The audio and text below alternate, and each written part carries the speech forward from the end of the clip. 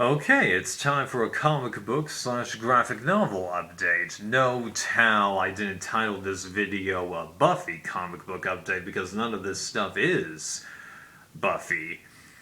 So this first batch of things that I'm going to show you requires a bit of an explanation, so I'm just going to show it to you. I got all 6 volumes of the Voltron Force graphic novel series.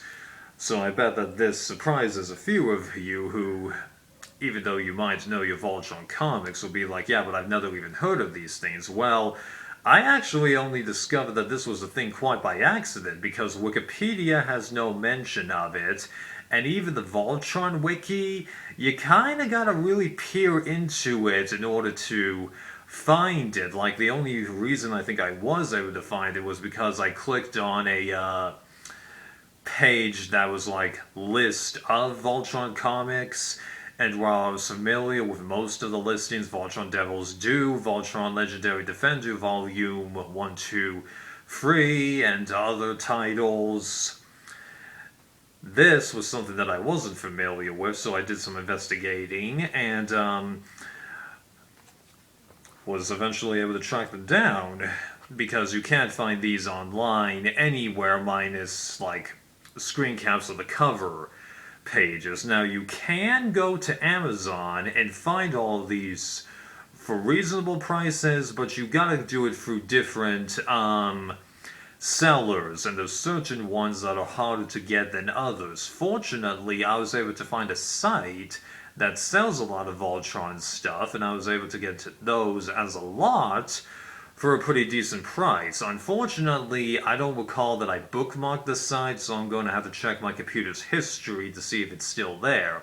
But if it is, I'll link it in the description, because that place has a good amount of Voltron merchandise that a lot of people are going to be into. So if I can spread the word, it'll definitely help. But note, it took them a decent amount of time to arrive, but it was not, oh my god, unreasonable.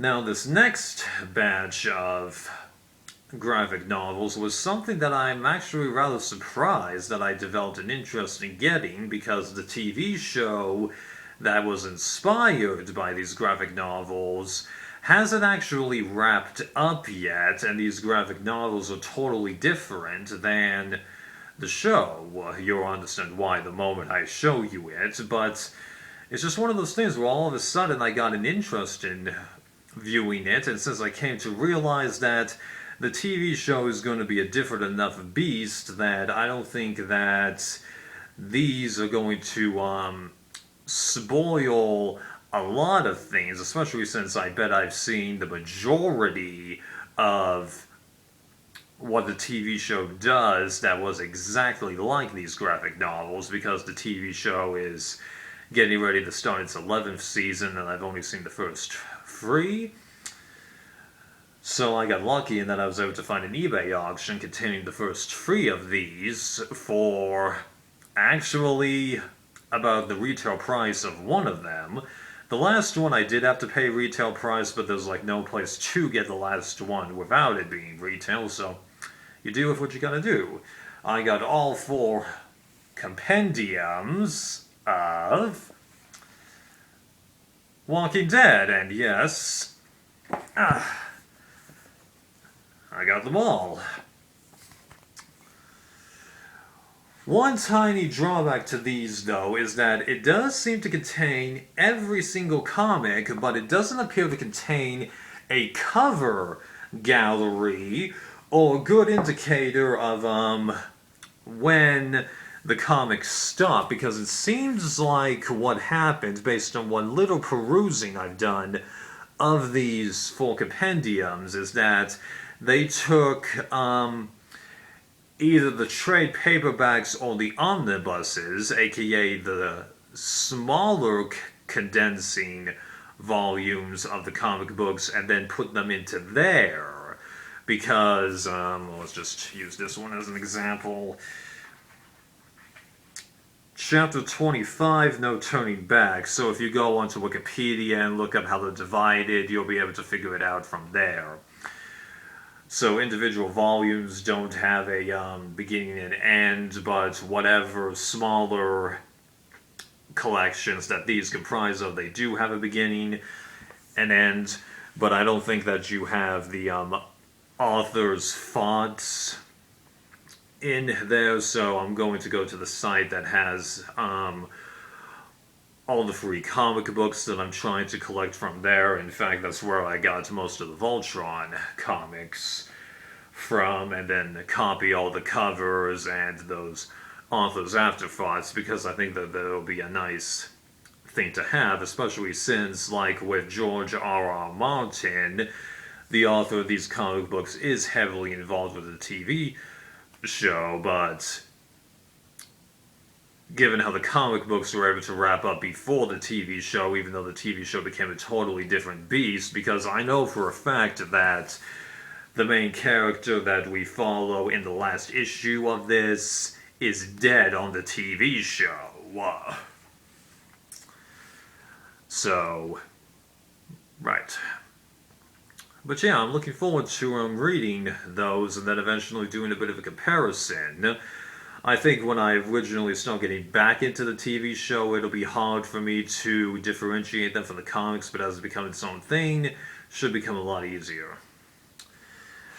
Now, this last batch of stuff is another thing that I wasn't expecting to be collecting, but then one day I got a desire to collect all of this person's work, so I did a bunch of searching around online for his lesser known works and was able to find just about everything that doesn't require a paywall, though I'm going to have to go to his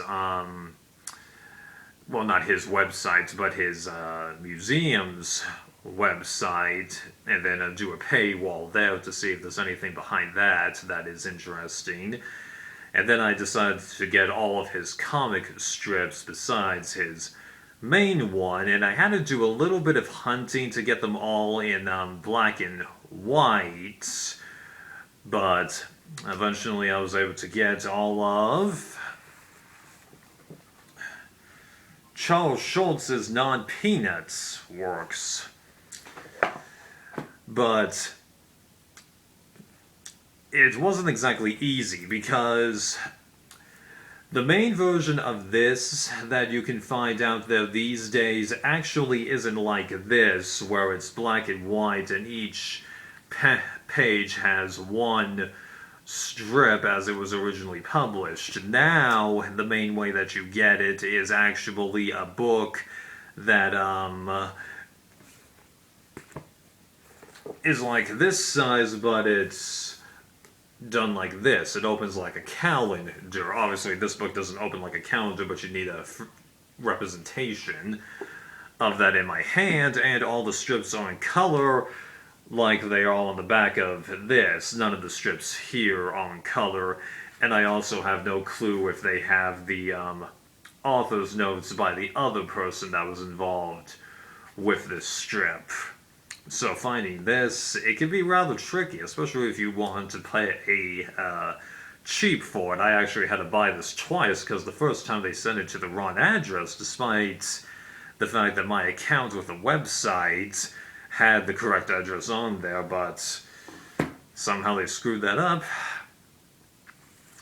Now this, on the other hand, you can find it in a whole bunch of places. Like Amazon is still having this for decent prices, but also the museum's website also has this at a decent price. And if you are familiar with Shaw Holz's Youth, this is actually the Young Pillars comic book strip, and I believe it's every thing with one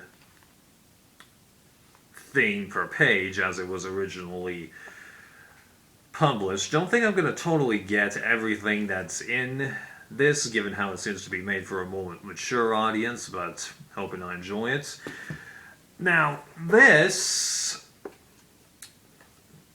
is all the little folks comic books. Now, I know what you're thinking, But if you had done research on the complete Peanuts, you would have known that they come in the second to last volume. You're right. These are in the second to last volume, but here's the killer. Because of how they were published originally, like with It's Only a Game, you'd have to turn the book sideways, except you'd have to turn the book sideways halfway in.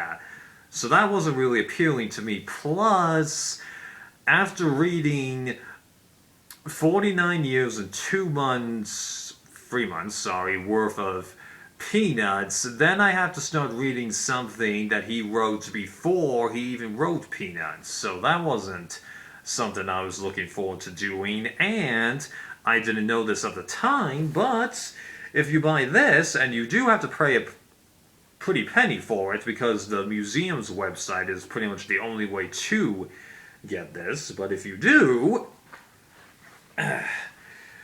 you get little added bits of information as to how he got to Peanuts from this, along with a couple, and I really emphasize a couple, of his other singular drawings, which I already did some collecting, because if you go to the Peanuts wiki, they've got his Ripley's Believe It or Not drawing, both of the Just Keep Laughing, and all of the Saturday Evening Post stuff, but you gotta hunt for those. And then you also gotta track down the 7 strips that he wrote for a more adult thing. I'll try and find those and post them in the description for you if you feel like reading those as well. Well, what do you know? Everything required so much of an explanation that I made like a full-length video based on just 3 batches of stuff. That's crazy. Well, that's it for the comic book update. Time for the DVD and Blu-ray update. Woo!